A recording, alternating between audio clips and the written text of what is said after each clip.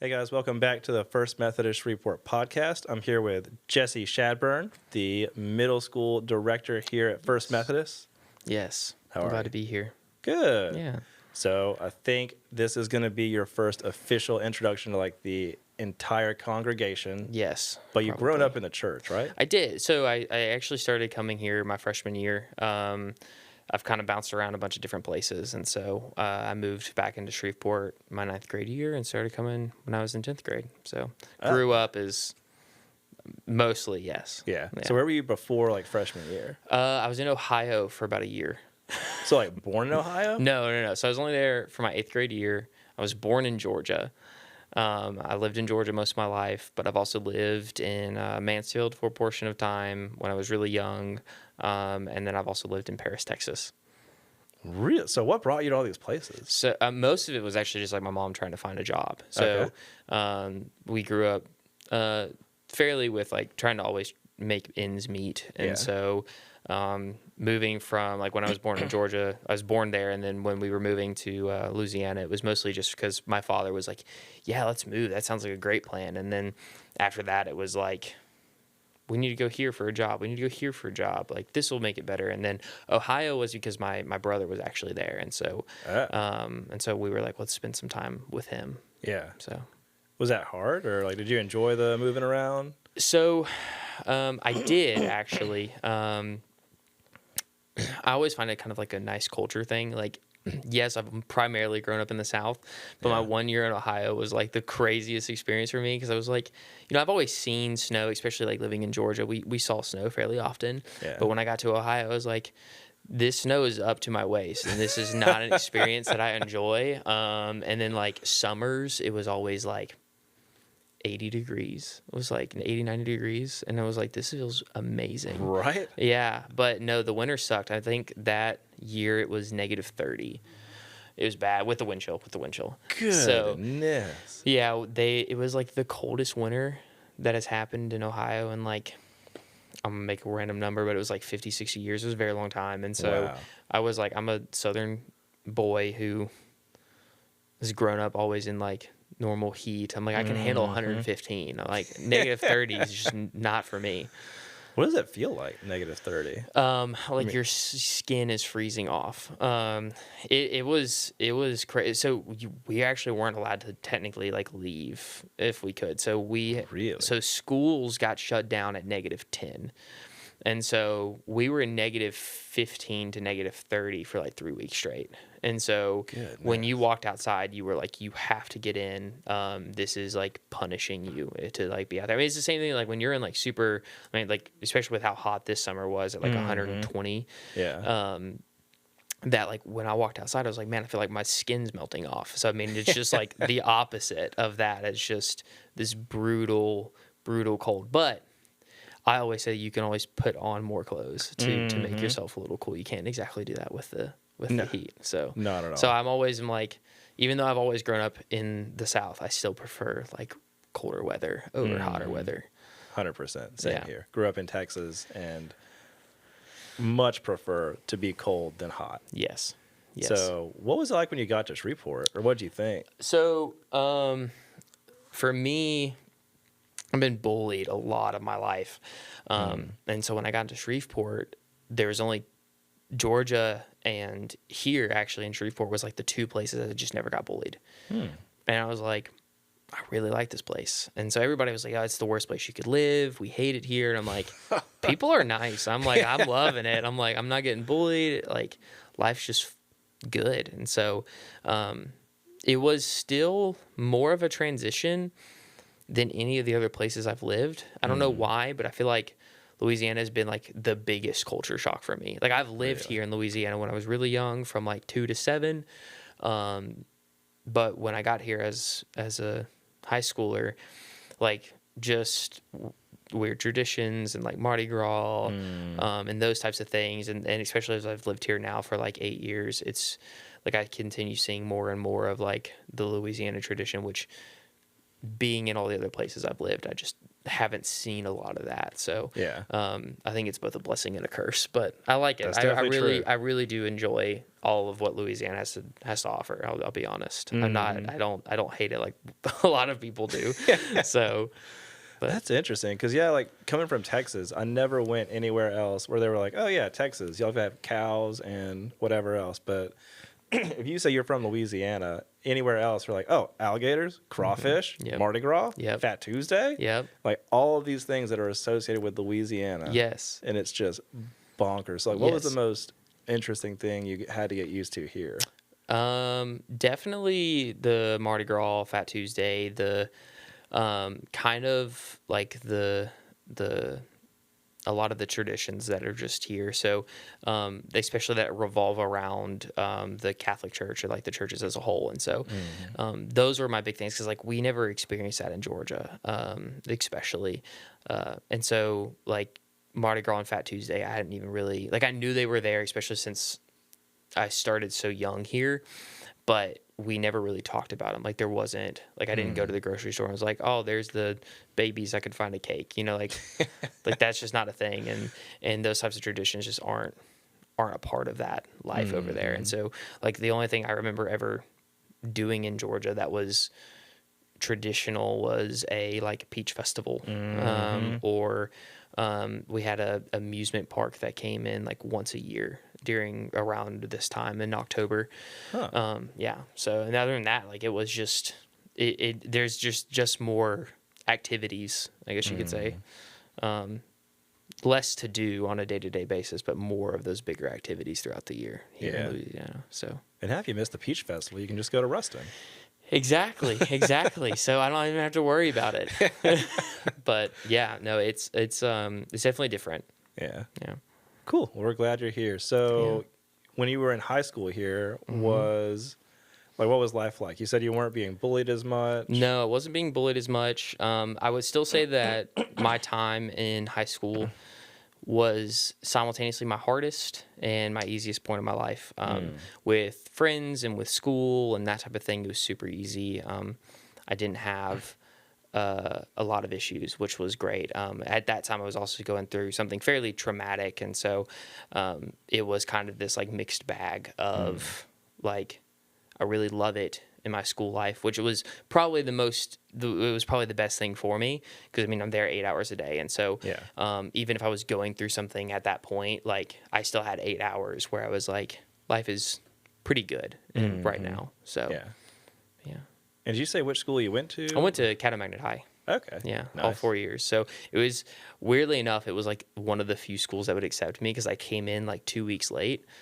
Yeah. Really? Yeah. So because school for us in Ohio started in like September. Whoa. Yeah. Okay. And so I got here like the week of my birthday. So it was like August 25th or 24th that I got here. And so we were scouring a bunch of schools. And so the only two schools that were like, we'll let you come in was Catamagnet High and Captain Shreve, I think. So. Chose Bagnet. Yeah. Oh, yeah. Most definitely. That's definitely more of my like group. Right. So are you a soccer or lacrosse player? nope, just a big geek. Okay. Well, that works. That was it. Yeah. So Definitely fitting at Magnet. Then. yes, most definitely did. Most definitely was like, and that was partially why I got bullied so much. Was just like I've always been like a huge nerd. Just never like had zero athletic ability in my life. So Really? yeah, none at all. Which is surprising to hear, just because for those who are not watching, Jesse is not exactly a small person. It definitely looks like he would be an athlete. Now, I'm sure like you went through some sort of... Right. Well, yeah. I mean, so I've always said like I'm not an athletic guy, but so I do weightlift very often to the point like I would love to do a bodybuilding show in like a year or two. Yeah. Like, that's like my dream. But I've always said like I don't have to be athletic to do bodybuilding. I can just be super intelligent because all it is like micromanaging certain things, and so I can micromanage my life. I can't somehow get foot-eye coordination for soccer or shoot a basketball or do any of those things, but I can pick up a heavy weight and put it back down. Yeah. So that's easy. I'm definitely of the same bent because growing up in high school, I was like 5'9", 120 pounds when I graduated. Oh yeah. And then met my wife, now wife, whenever I moved here, and she was varsity soccer captain at Magnet. Right. And so very athletic, and I was a very small person, and Yeah. in the interest of self-preservation so that she couldn't beat me up is why I started going to the gym. But again, like you, I had no athletic. For me, it was kind of the opposite of, it was like, I'm 6 foot, 6'1", somewhere in there. And all through high school, I was like 205 pounds, which doesn't normally seem like a lot. But like when I first started going to the gym, like I couldn't lift a 5-pound weight. And like most girls could lift a 5-pound weight. And so I'm like sitting here struggling. Like to the point that my girlfriend that I've been dating now for like 6 years could outlift me at that point. And I was like, yeah, it's pretty bad. So I've been there. Yeah. Oh, yeah. You look great now. Well, thank you. Thank you. And so now on to the church stuff. So you are a high schooler here in Shreveport, and you said you started coming to First Methodist? Yes. Yeah. So I started coming to First Methodist as a sophomore. I had a friend that asked me to come up here. And the first time she didn't really give me much of instructions. She was just like, yeah, we do youth on Thursdays. I was like, okay. And then the next week she's like, but there's pizza and video games. I'm like, oh, well, I'm coming. So like, again, my bigger self was just like, yes, pizza. Yes. Like I'm coming, like free food and playing video games. Absolutely. Yeah. And I just like through that, like I always say, like I always knew God, before, like I knew of God before. I had gone to church, was raised in the church my entire life. And then got to high school, that traumatic event that type of stuff was happening. And so I like fell away from the church, and then coming here, it wasn't anymore of like, I knew of God. Like I started knowing who God was. Wow. Yeah. And so was that like the leadership here at First Methodist that helped bring that out? Or? It was it was primarily the leadership and the love. I credit a lot of like where I am now just to, like obviously my mother, but also Matthew Hargett, who was the old youth pastor here, and he directed me and helped me and showed me what it looked like for a man to actually love somebody, and so he took me up under his wing and just was like, I'm gonna care for you, I'm gonna love you, I'm gonna help you to see who God was. And I didn't know that's what he was doing until I was a senior in high school, and I was like, this has been the biggest change in my life ever. So were you noticing that excuse me, like along the way, like were you noticing that a change in yourself, or was it just that constant slow burn of like God calling you closer and closer to him through your high school years? So it was a little bit of both, weirdly not. Funny thing is I'm actually talking about this tomorrow for middle school, but so it started as a kind of a slow burn where I was just like coming for pizza and video games and fun. And I started getting really involved in the worship. And I've always felt like a really big spiritual connection in worship. I went to Browns Bridge Community Church in Georgia, which has Andy Stanley's old church. My mom always said that Chris Tomlin used to be our worship leader. I was too young to remember, but I do remember the music and just absolutely loving it.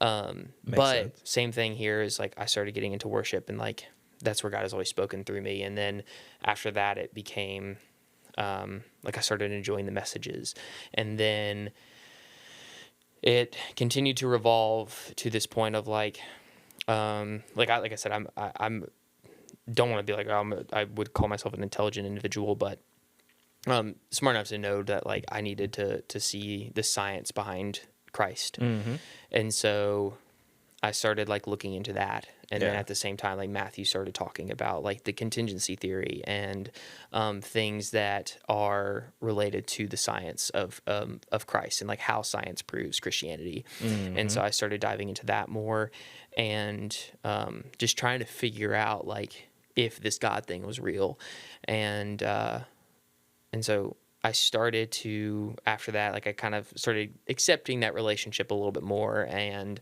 was here every week, started actively being like a leader, or attempting to be a leader as much as I could here, helping Matthew pack up for camps and doing all those types of things, and I felt God's presence more in that. And then my junior year, going into my senior year, that summer, we went to a beach retreat. And this was that moment that was like my big pivotal moment of like, I was coming to church. I kind of knew of God and was starting to kind of dabble in that relationship aspect.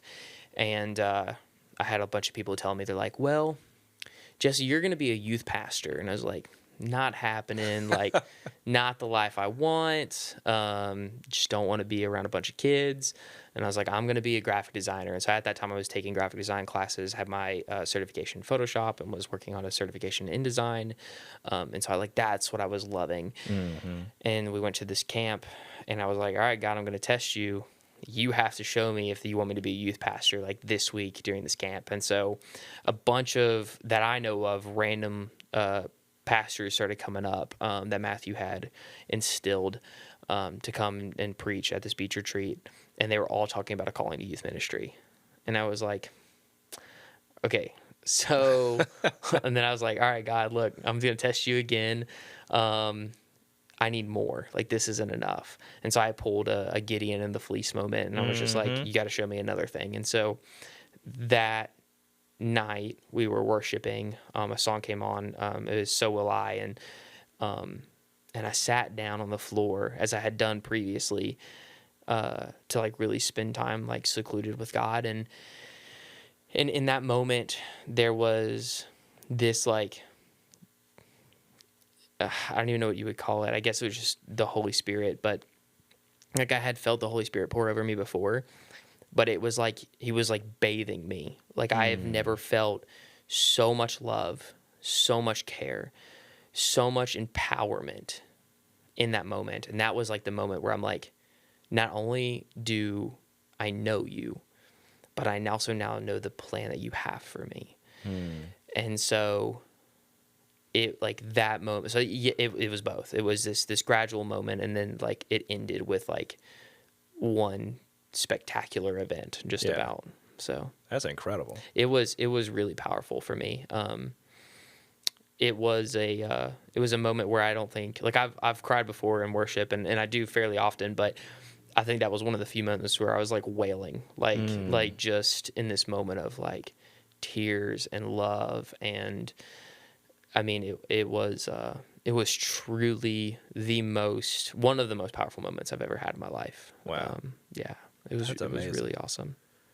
Cool. And taking a slight step back, I'm just curious to know, like, whenever you were talking about the scientific evidence behind God, was there a was there one piece of evidence for you that was kind of like, okay, this is legit? Right. So there's been a couple. First, the contingency theory is always interesting, that everything has to come from something, and that Christ is the thing, that like you come from your mom comes from her mom, blah, blah, blah, and so on and so forth. But like that God is the I am. He's been here since the beginning of time, which was always an interesting aspect to me, but didn't solidify anything for me. I think one of my favorite things was the connections between the Old Testament and the New Testament, and how they like directly align. Because I hear everybody say all the time, they're like, well, God from the Old Testament is different from the God of the New Testament. And I'm like, this is no attack by any means, but I'm like, then you haven't read the Old Testament. Like, one of my favorite stories ever is when Abraham goes to sacrifice his son, and God calls him to do that. And as he's doing it, it's only direct representations of Jesus. He asked him at the very start, put wood on your back, signifying the cross. As they're going up onto this mountain, I've heard this, I don't know if it's necessarily true, I've kind of looked into it a little bit, but the mountain they go up on is supposed to be like the heart of where Christ does most of his mission work, along with where Christ is going to die. Wow. And so they're up on this, and then they get up there, and as he's about to sacrifice his son, a ram appears. And a ram in the Bible is something that's holy. It normally signifies kingmanship, which we know that Jesus Christ is our king.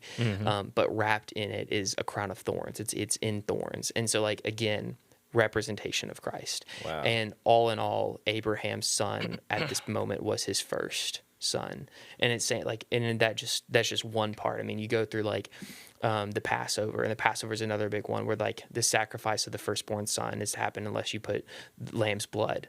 Yeah. And I mean, like all of that just goes to show the level of like detail where these things are direct connections to what happens in the New Testament. And it's so easy to like overshadow, because there's a lot of good things in like the Passover and like what that looks like. But there's also like, we never talk about the cool direct representation between the two. Yeah. And that was what kind of started to solidify that, along with like the Dead Sea Scrolls of like the historical records. There's a great book and a great movie called A Case for Christ, which I read and watched.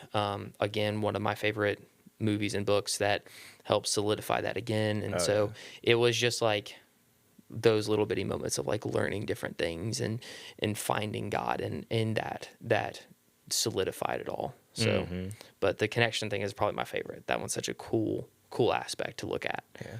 I love it. I feel like there's so many people who have like those small instances where like there's faith, but there's also a little bit of rationality that has to be there for some people. And that's definitely true for myself, because like I was not sold on the idea of Christianity. And then for me, it was the resurrection, just because, you know, whenever I was a kid, obviously being contradictory and wanting to be just like against everything, I wanted to find the thing in the Bible that would use itself to basically disprove itself. And so I think it's Paul who says that if Christ isn't raised from the dead, then our faith is for nothing. Right. And so like for me, it was always trying to find and disprove the resurrection, because like you said, there are so many archaeological pieces of evidence just for the existence of who Jesus was as a person. Right.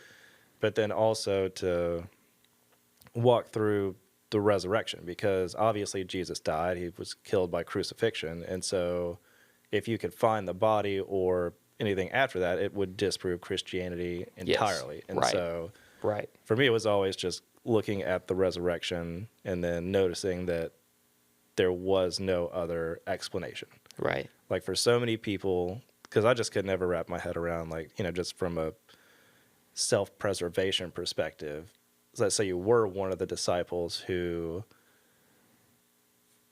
maybe knew that Jesus had his body had been taken somewhere else. You saw like 12 of your friends get crucified, one of them get crucified upside down. If you know that it was all a lie, self-preservation is going to kick in, and you're going to say where the body is. Yes.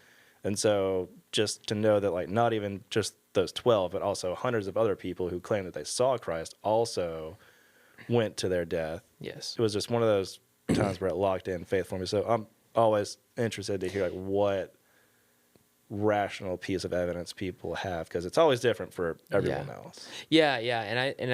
I mean, we all have things that we struggle with, and so the resurrection to me was a kind of a weird point as well. But I was more so involved with like finding that Jesus was a person, and then I was like, if Jesus says who he says he is, then that stuff didn't even matter. Then it was like proving everything else. Like, what does the healing of the sick look like? Can we prove the Old Testament? Why do people say that the Old Testament God and the New Testament God are different? And if that's the case, then we have two books that are contradicting one another that shouldn't be together. Because again, I always make the comment of like, if God always is and is the same throughout all of the Old Testament, why would he be different in the New Testament? If he is, then you're right. Then he isn't probably real. But when you realize that like all of the things that he did, he does because he loves us, and you look at, again, we are such short-sighted people.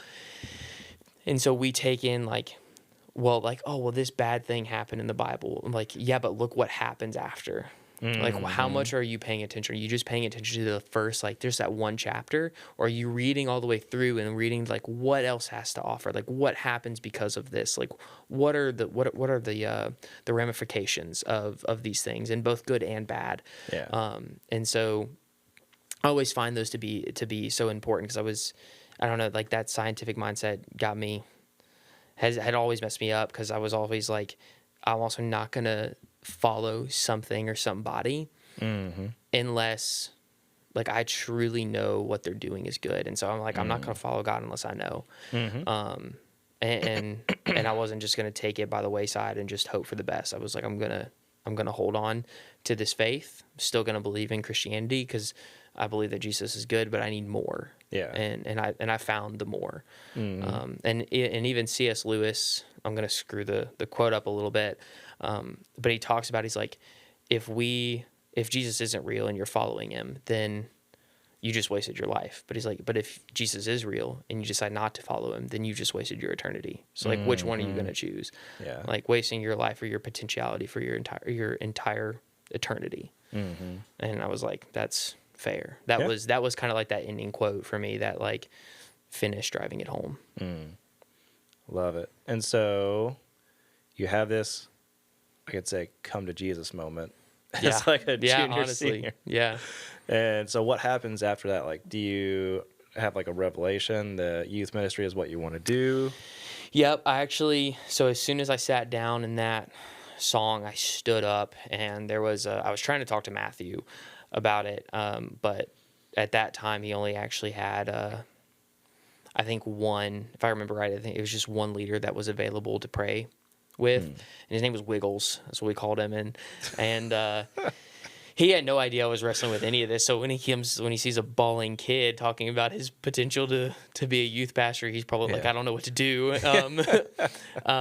But he handled it very well and just kind of prayed for me in that moment. And then until I could talk to Matthew. And after that, it was just a matter of learning like what it looks like to be a youth pastor. And one of my favorite quotes I've ever gotten, and the quote that's kind of like changed my life from a mentor, was Matthew, right before I went off to college. And this is very true. Even though I was looking up like if God exists and what that looks like, didn't know anything about the Bible. Could not have told you anything about the Bible. And so Matthew looks at me, he's like, for a youth pastor, you're the most biblically illiterate person I've ever met. And I was like, you're right. You are 100% right. And so, after that, it was like I knew God. Like I could still, even without reading my Bible, I knew God. In the same way that the thief, like this is again one of my favorite stories. Like when the thief was dying on the cross, he might not have talked to Jesus. He didn't know Jesus personally, but when he was dying, he was just like, please remember me up in heaven. And God, and Jesus like, forever I will know you. Like you're coming with me. And in that moment, it was like that same feeling of like, we don't know each other, but I know you and you do know me. Yeah. And so, after that moment, after Matthew told me that, I like studied my Bible like a madman and started working as a youth intern, fairly soon after, my senior year. I was the YLT president, or youth leadership team president, trying to lead a bunch of camps. I did a bunch of camps with, Miss Stacy for Step Up, and led Camp Eagle that year. That's actually where these crosses come from, was Camp Eagle. Same thing with this. Like my anklet that I have on me is also from that time as well, where we went to Camp Eagle, and I've just kept them on me. So these are years and years old now. Yeah. But they mean a lot to me. And so those are the first camps I've ever done, and just continue to spiral as I've gotten older and diving more and more into my Bible, trying to learn more about Christ and who he was, both in Old and New Testament. And then, and diving more into getting those mentors, getting the people that can help me out with where I was going. Yeah. Nice. And so in college, like, where'd you go to school? So I went to Louisiana Tech, and I was working at Trinity Ruston Methodist for a long time, for about 4 years. And like through that process, were you still just like gung-ho on like being a youth pastor? So that's where I started being a youth intern.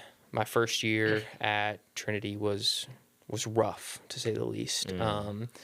Then my next 3 years were like the best 3 years of my life. Really? Yeah. Oh my gosh. I wish if I could do anything. Like I know most people are like, oh, I would never go back and relive my days in school. I would totally go back and relive those three years, because it was a time where I got to learn from somebody who loved God, cared more about Christ than anything else, and cared about the kids more than anything else. And then after my sophomore year, we had 2 new interns come in, and so I was like, they always made the joke. They were always like, yeah, head intern, and especially our first like year of working together. But those like 3 people, they were in my life every day, and every day we did something. And like to even today, like all of those people, I'm still constantly in connection with. I see them every week. One of them became my roommate. The person that was mentoring me in youth ministry. Still see her all the time. She's still in Ruston again, see them every week, and she continues to still instill a lot of things and knowledge and whatever else she can into me. And while I was at school, I was just like, I want to go to work. Like I don't think there was a time where I was like, I don't want to go to work. Yeah.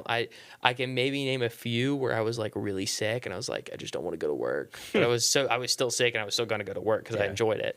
And so when you say work, is that like the internship? Or Yeah, okay. it was that internship. And so I worked like 15 hours a week or something like that. And we got to hang out with kids twice a week or 3 times a week. And so I was constantly there Wednesdays, Fridays, and Sundays just with kids all the time. Nice. Yeah.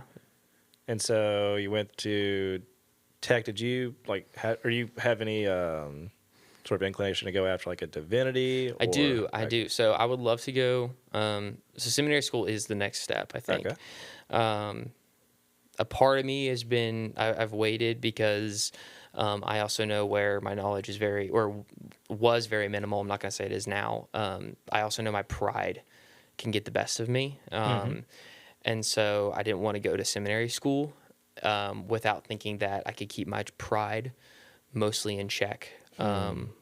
Because I know that learning about Christ is one thing, but when we aren't staying on the right path or doing what God has asked us to do, and when we're letting pride take over, and letting us think that our knowledge is that higher than God's, that can become an issue. And so I was like, I'm going to take a step back.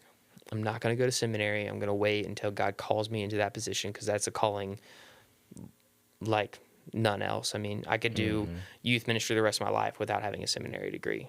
But what I hope happens is that youth ministry isn't my last stop. Again, you asked me that 4 years ago. I wouldn't have told you that either. I would have said, nope, youth ministry is the last stop. I'm going to do this until I die. But in the past like year or two, I've kind of toyed with the ability of potentially doing something as like a head pastor and associate pastor way down the line, because I would still want to do youth ministry till I'm 40 and whatever else happens, or wherever God calls me. I mean, God could call me into youth ministry for 20, 30, 40 more years, or he could call me into youth ministry for 5. And either way, I'm going to accept it and do it. But so yeah, for a seminary degree, I would definitely need those things to, I would definitely need a seminary degree to go and be involved as an associate pastor or a head pastor anywhere. So yeah, that's really impressive. Like the wisdom that you had to know that you would approach seminary with a sort of pride and arrogance situation. Because I feel like that's a lot of some of the struggles with modern Christianity right now is that there is a more of an emphasis on the academics of Christianity instead of, like you said, the heart of Christianity and how we're called to live as Christians. Because, like, I think you said it perfectly, that you knew who Jesus was in the same way that the thief on the cross knew who Jesus was. Like, you were saved in the same way, and it doesn't require living for Christ and living as Christ called us to live.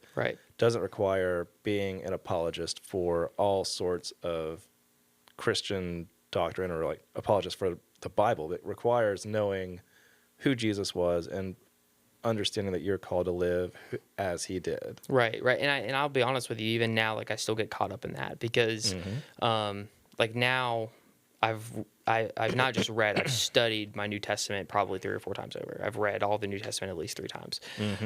Love it. But my Old Testament knowledge is still very lackluster.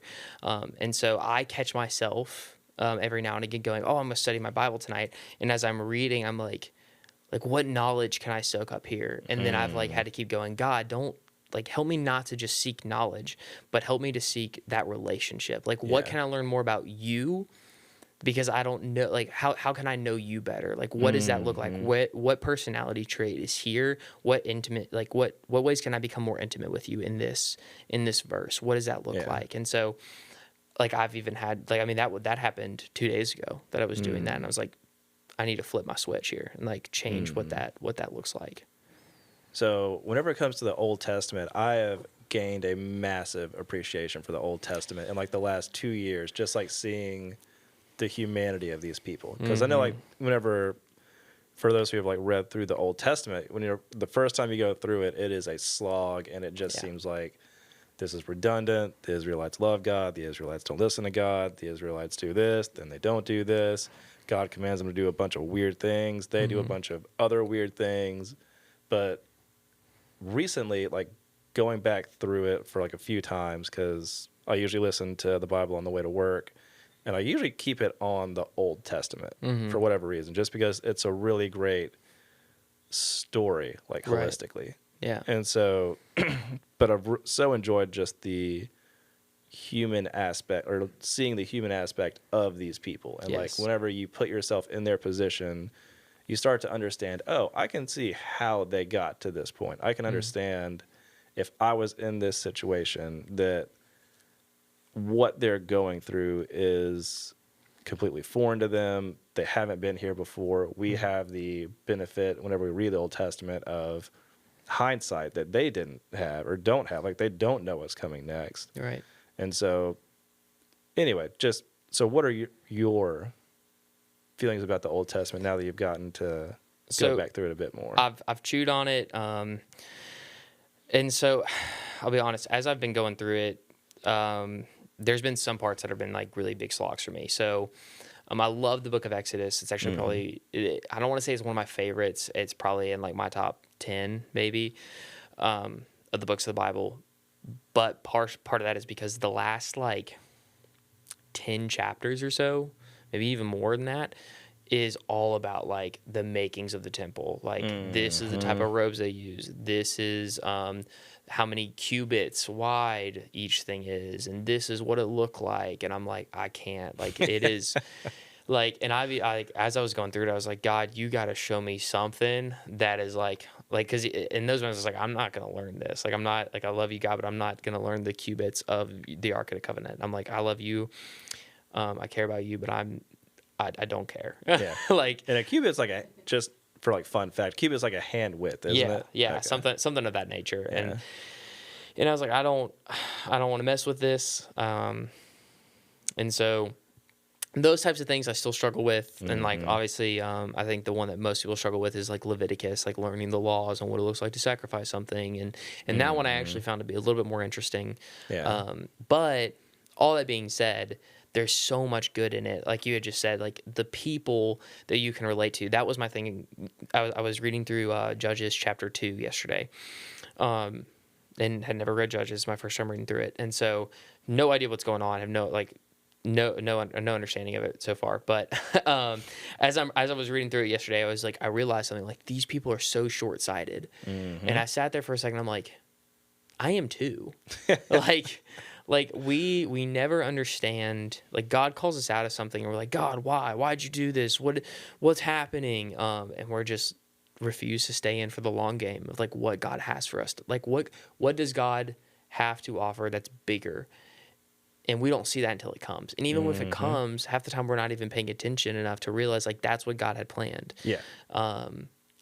Like I mentioned, my first year at Trinity, and I love that church to death, but my first year at Trinity was super hard for me.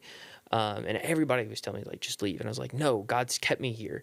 And I just kept wondering why. I'm like, God, why are you keeping me here? And as I stayed, I'm like, you kept me because you had somebody in mind to teach me.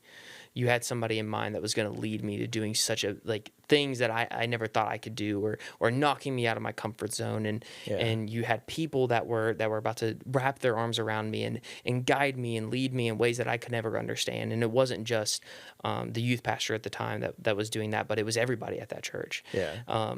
And so that was because I mean, I owe a lot to Trinity of like this aspect of like, they're the ones that brought me up to where I am today. But I didn't see that my first year. I was so short-sighted and just was like angry. And it was like, where are you? What are you doing, God? And he showed me like, this is what I had for you. But instead you moaned and groaned about it and not thanking me for the good things that were going to come. And even then, even after being there for that second year, I don't think I even noticed what God was doing until like going into my third year. I'm realizing like, wow, God, this is why you had me here. Yeah. You had me here to meet these people, to get these friends, to understand you more, to do all these things in fellowship.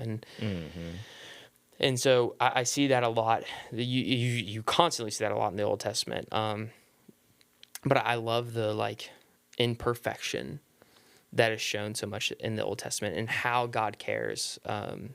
Like we all know that God knows everything. And so when Adam and Eve sinned, he didn't just come out like berating them, like, why did you do that? Yeah. Instead, he comes up and just asks them, he's like, what did y'all do? Like, how did you mess up? Like, what's going on? He consults them. He doesn't get mad at them. And afterwards, he's like, okay, here's your punishment, because any good parent, like any good parent does, punishes you for doing the wrong thing, but he never stops loving them at any moment. And that's what I love about the Old Testament, is you see so much of that we like neglect or forget to realize, because it's God speaking in not a human form, but kind of in this distant way. And so with Jesus, it was like obvious, where they're like, yeah, Jesus hugged me, you know, but in this way, it was more of like, these are my words, or these are ways that I'm showing you that I love you without telling you that I love you. And that's what I think is so powerful about the Old Testament. Yeah.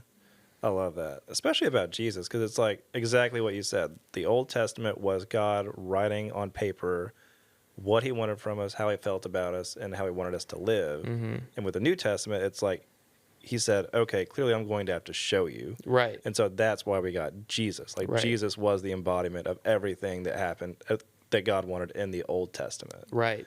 And so, yeah, I love that. That's good. And so now you're here at First Methodist. How did that happen? It was a long drawn out thing. I was been praying to God about where he was calling me next. And I said this to Lee as I was kind of looking at where to go, staying at Trinity or staying here, that God had opened up, I think, both doors. And that God was actually telling me, like, Jesse, you get to choose. Like, the choice is yours. I'm pushing you towards one direction more so than the other one. So you make the choice that you want to make. It doesn't matter. But one place is going to give you more of a stretch, more of an ability to grow, more ways that you can seek me. And the other one is going to give you those things, but maybe to a lesser quality. And so I sat there and I was thinking, but I was like, I love where I'm at. I love my students. I mean, I kid you not, I care so much for my students, to the point, like, even tomorrow morning, I'm getting up early and heading over to Ruston to watch one of them do a speech. Like, I still love those kids so much. And so that was what was really hard for me, was like, I don't want to leave my kids.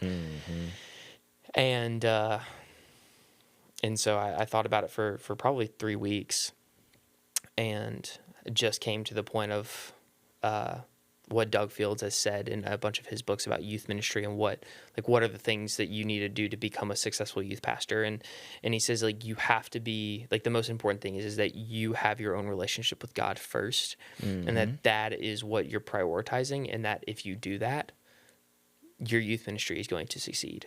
And so thinking about those things, I was like, if God is telling me that I'm going to get more out of coming to First Methodist, that's where I'm going to come. Yeah. If that's where he's going to tell me I'm going to learn more about him and develop more of my life and evolving him, I want that. And so, and lo and behold, now I'm here. Nice. So, yeah. So what have you enjoyed about being here at First Methodist as a actual middle school youth pastor? So it's always, even when I was a youth here, it's always been the love. Like the love, the support, the family is like none other. And that's honestly why I came to know God. Like, yes, it was the science base and all the stuff that I'd said earlier. Yeah. But like, I wouldn't have stepped a foot in the church if that love wasn't originally poured out on me. I wouldn't have asked those questions if that love wasn't poured out. And seeing the love of Christ in every person that I met, didn't matter if they talked to me before, they were just like, we just want to be with you. We just want to hang out with you and get to know you and love you. And I'm like, this place is different. And so as I came back here, I expected no less. And I got exactly what I thought of, just immediate love. Good. For me and for everybody else that's in this community. And I mean, it's been a powerful experience all the same. The parents are always and have always been so enthusiastic and wanting their kids to come, while also being like, Jesse, how can we help you? How can we support you? Like, these are ways that I can support you. Is there any other ways you need support? Yeah. And so it's just a community that comes together really, really well. That's awesome. Yeah. And so has it been any different? Because I know it's like an intern, you might not have like all the responsibility of like being the guy. Right. So has it been different going from being an intern to actually being the guy? So, yes. So I went from intern, and I've been working actually as the associate director at Trinity for a little bit too before I got here. But even then, where yes, it's been different, and there's definitely a lot more responsibilities, and a lot more deadlines I have to make. The love for the kids is always like what I put above anything. So if I have a message to do, let's say if I have a message tomorrow, and I didn't write it, but the reason I didn't write it was because I was having a 6-hour coffee thing with a student that needed me, I'm going to be there. Like that's where God wants me. Yeah. And I'm going to be there. And so if something fell through the crack because I'm doing the thing that God calls me to, that's never changed. Even as an intern, like that's what I did. When I had a bunch of students ask me when I was an intern, they're like, Jesse, I want to get to know God on a deeper level. And so they're like, can you do a thing with us? And it was like a different night we can come to learn God. I was like, absolutely. And so out of my own like free will and didn't get anything out of it, just was like, I just want to love these kids. I just, on my Friday nights as a college student, just did that with them every week. Dang. And loved every second of it and wouldn't have changed it for the world. And so the love for the kids is the only thing that's ever mattered to me. Like loving them, because looking back on my like time here, love has always been what brings people to Christ. I don't, to be completely honest with you, I don't remember any of Matthew's lessons. I remember a couple of his stories, of him stabbing himself in the hand, and a couple of his like testimonies. Yeah. But I don't remember any of his lessons. But I will tell you, I do remember the times that he shared the love of God with me. I do remember the times that like I was in the hospital because I had a huge staph infection on my lip, and he was like calling me, just so upset that he couldn't come, but he was like sitting there praying for me as I was in the hospital, and you see those types of things. Like that's what I remember, and that's what I want my kids to remember. Is like Jesse loved me. Jesse showed that love of Christ. Why? What is the difference? What's the difference between him and everybody else? Yeah. And let them come to know God, hopefully through the messages that I say. Like obviously I would want that, but I also know too, like middle schoolers only have so much attention span. So say it ain't so. it gets pretty rowdy. I'm sure, but yeah, I think that's a great point, because it's always a tough thing whenever kids are that young. You're trying to teach them about Christianity and living as a Christian, because they just don't have that life experience. They haven't been through the things of 20, 30 years old and gotten to see God pull them through these trials and tribulations. Like they're just young and they've heard about it from other people, and they haven't gotten to experience God's faithfulness for themselves. So like what you're saying is like the best thing you can do for them, like probably better than any lesson is like living out what we're called to do as Christians so that they can see it in a practical action. Absolutely. Absolutely. I mean, and that's like, I even say that about like your parent, like my mom showing the love that she had for me solidified a lot of that as well, of like what it looks like to be a Christian. And so it does matter. And I think we kind of neglect that a lot in the church, of like, these kids see what you do and they see how you act, whether it's in or out of the church. And so no matter what I do, I always say like my number is always open. Like, if the kid ever needs to call me, they're welcome to call me. I have 2 kids that just about call me every night, and I love them to death, and I'm so glad they do. Yeah. And if they ever need to go for a coffee or do anything, they know that they can ask me and I'm there. Like, it doesn't take anything. And so being open, being available, and listening to what they have to say, listening to their struggles. And even if I don't understand them, try to understand them.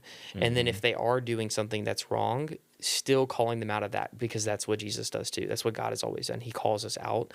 And so it's not just about listening and loving them in a way that's like, let me give you a hug and talk to you about what's going on. It's also like, hey, I know you came to talk to me because you're struggling with this, but you were actually in the wrong. So like, let's have that conversation, and let me show you that type of love, of like getting you out of where you are. Yeah. Some sort of accountability. Yeah. Yeah. Yeah. I love it. So, and has the tactic of getting people to come to church as middle schoolers changed at all? Like, is it still coffee or not coffee, but pizza and video games? Honestly, yes. Every youth group is very different. And I'm only experiencing that. Like, I've only been doing youth now for 5 or 6 years. So, I mean, I'm completely new, and I've only been doing youth ministry full time for not even a year yet. But like, my youth at Trinity were so mature, and one of them had asked me and still asks me, and it's one of the kids I talk to all the time. He's like, I want to become a youth pastor. And he's in 8th grade, or he was in 8th grade last year. And so I started getting him to preach as an 8th grader. Oh, wow. And so for him, it wasn't video games and pizza. It was fellowship with me and fellowship with his fellow students, and just wanting to love God. And so, and that was a lot of them. Sometimes it's sports, depending on the group. Sometimes it is just pizza. Sometimes it is just video games. Sometimes it's just a shoulder to cry on. Like, there's 1,000 things that it could be, and kind of learning that niche in both groups is always I think kind of that weird spot, especially as you're first coming in. And so, like, I haven't figured it out quite yet here. Yeah. I say that, but our MYF group is growing pretty big already. And so I say pretty big. I was only thinking that we'd have like 5 or 6 for our Wednesday nights, and we had like 15 and 12. And so, in two very different groups. And so if they combine this week, we'll have like 20.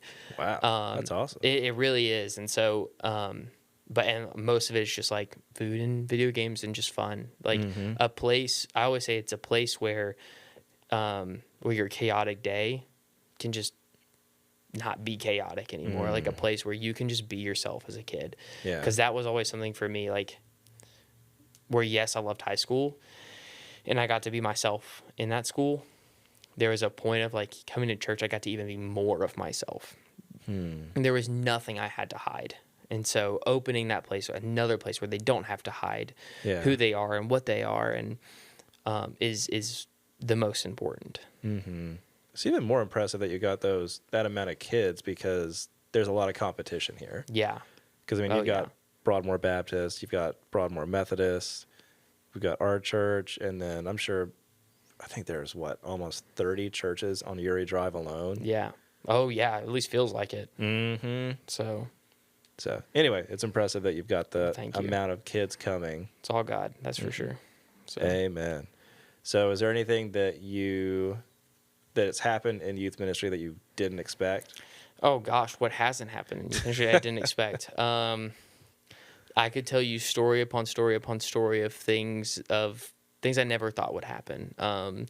things that I probably cannot share of just like kids being crazy and stupid to, I mean, it's weird because you're always in like, you get with one group of students and you're like, every group is going to be the exact same. So I started when I first started in youth ministry before I started working at Trinity.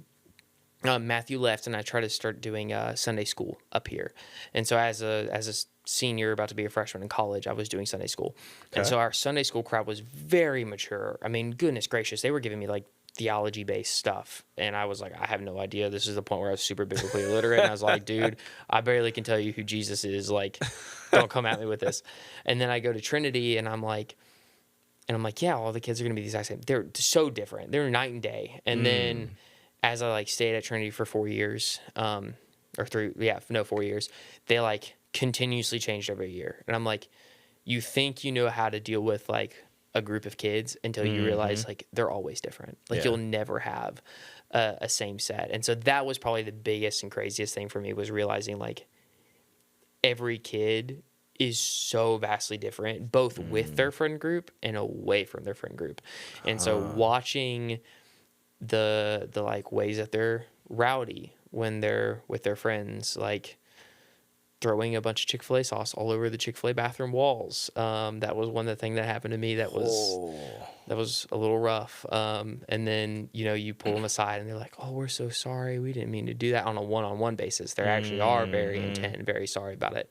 But like those are probably the hardest things for me, was realizing the differences while also realizing the differences in like how they act in a group versus apart, and realizing like what they can do and the things that they concoct without you being around for 10 seconds. Yeah. So the mind of a middle schooler is a troubling place. Yes. And now I understand why my mother always said that she had eyes on the back of her head, because I have now developed those into a freaky extent.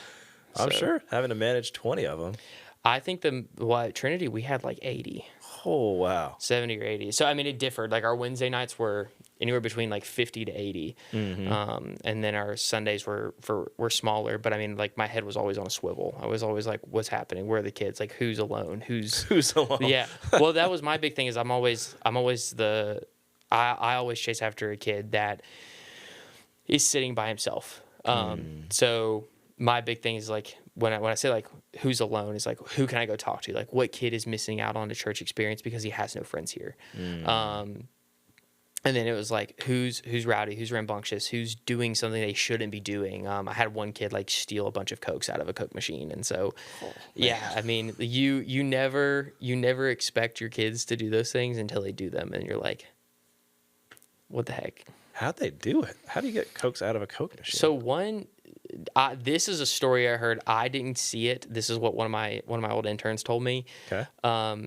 From what I remember, we had a Coke machine that was on lock, and so one kid managed to get his like hand in the cupboard. No, it was in our lock cupboard that we store all the Cokes in, and he just was like taking them and like handing them out to kids. And I was like, dude, we have them locked down there so y'all don't drink a bunch of them, so we can continue buying them. And so we're like, now we're out of Cokes for 2 or 3 months because you did that. And he's like, so. That's great, though. It's like you said, accountability, actions, and consequences. Yes, exactly. You now get to go without Cokes for 2 months because you drank so many Cokes now. Yes, that's what happens every time. So you just never know what to expect. It's always a different journey. It's always a different paths to take with each different student, and the ways they think and the ways they operate. So. Nice. So do you have any sort of vision or plan for the middle school journey here, or? So, my big thing first is always to like keep it content oriented. Like I want it to be ultimately about God, but then the second place to like, it's fun. Yeah. Because kids aren't going to come to things that aren't fun. This is just how it is. Is it wrong that that's the case? Probably. But I'm like, I mean, even if you ask us as like adults, like I'm not going to go to anything I don't particularly find enjoyable. Yeah. And so it's the same thing with these middle schoolers. Like they have to have something that's just like the most fun they've ever had in their life. And so trying to make it fun and enjoyable. Like we ordered 30 rubber chickens for a game. And so, like playing games with 30 rubber chickens and that type of thing is what keeps kids coming. So making fun, more fun events while also keeping up a consistency of like Wednesday nights to build upon their knowledge and their love for Christ. Nice. Yeah, right now, and that'll hopefully continue to graduate more and more. But I'm trying to take it one step at a time. So. Mm-hmm. We were talking before the podcast started about your series you're going through right now. Yes. And I mean, I would love to listen to it. It's been really good. We're doing the Chronicles of Narnia. Mm-hmm. And so I wrote this Chronicles of Narnia lesson probably a year or two ago now. And it's by far my favorite lessons I've ever made. But now I'm constructing them less into a question based, but as a preaching base. And it's just been not just the most fun I've ever had, but it's also just so different. I mean, you don't see many youth groups or any groups for that matter, like going through the Chronicles of Narnia, or going through the Lord of the Rings. And it wasn't a thing. Like I'm always like, God has to call me into it. Like I'm not going to do a lesson that God doesn't ever call me into. And I sat there and I'm like, this is a great lesson. Like these are lessons that these kids need to learn. They're easy to understand. They don't have to be super spiritually mature to understand any of it. I mean, it's just so good and it's so easy. And I'm just like, this is perfect. This is the easiest lesson. So this week we're talking about the breath of Aslan, because the breath of Aslan brings life into a couple of the Narnians who were frozen into statues from the White Witch, and how the breath of Aslan is the breath that God gives us to come back to life, because we see it not just in like Genesis, like chapter, I can't remember if it's like 5 or 6, where he literally breathes life into Adam. And so that's why I said earlier in the podcast that I'm talking about my testimony tomorrow a little bit, and talking about how the time when I sat down and was just like crying was that the breath of Aslan moment for me. It was the time where God like breathes his Holy Spirit more into my life than at any other point. And so I'm really excited about tomorrow's. Last week we talked about the death and resurrection and the curtain tearing in two. And then I think next week, if I remember right, we're talking about intimacy with Christ and what that looks like, and how Lucy in the Chronicles of Narnia had this innate intimacy with Aslan, and why she has that, and what it looks like to have that same type of intimacy with God. Yeah. I love it. Man, we're excited for everything you're going to do here, Jesse. Well, thank you. It's been great to get to talk to you, and hopefully we'll be able to sit down and talk about future or past sermon series. Absolutely. Love to. Nice. All right. Well, we will see y'all next time, guys.